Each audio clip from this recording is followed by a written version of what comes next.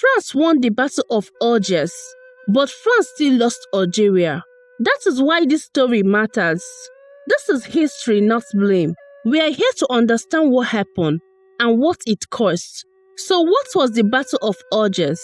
It was an urban struggle, mainly from 1956 to 1957, inside the capital city, Algiers. Instead of fighting only in mountains and villages, the war moved inside streets, homes, cafes, checkpoints, and city blocks. A key place in this story is the Casbah, the old city area of Algiers. It was dense, crowded, and hard to police. It became a center for FLN networks. Why did FLN move the struggle into the city?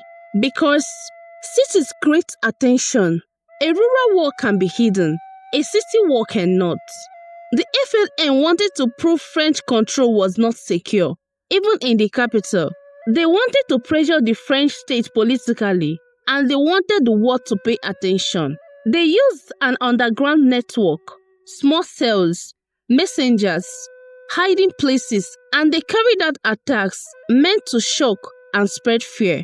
France responded with hard plan: take back the city by dismantling the network. In early 1957, French paratroopers were brought in and given strong powers. Their mission was not only to stop attack, it was to identify the network, arrest it, and break it. This is where the Battle of Algiers became one of the most controversial episodes of the war, because the methods used were not just military. The French forces built a system of control, checkpoints, coffee, raids, infats, and intelligence operations.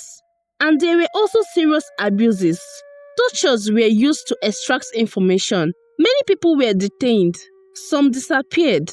That is not a small detail. It is the weight of this story. Step by step, the FLN network in Algiers was dismantled. By late 1957, the French had largely broken the urban FLN structure in the city. So if you look only at the short-term results, France won Algiers, but history does not end at the scoreboard, because the battle created a political disaster. In Algeria, many people saw the state as an occupying force that would do anything to stay. In France, people argued, if keeping Algeria requires this, then what is France becoming? The war also shook French politics. The crisis grew so severe that by 1958, the French government collapsed, and Charles de Gaulle returned to power. So Algiers mattered because it made the war impossible to ignore. It showed how modern urban war works: networks versus surveillance, fear versus control, and civilians trapped between both. It showed another truth: a state can crush a network in a city, but the price can destroy its legitimacy. That is why France could win a battle and still lose the war.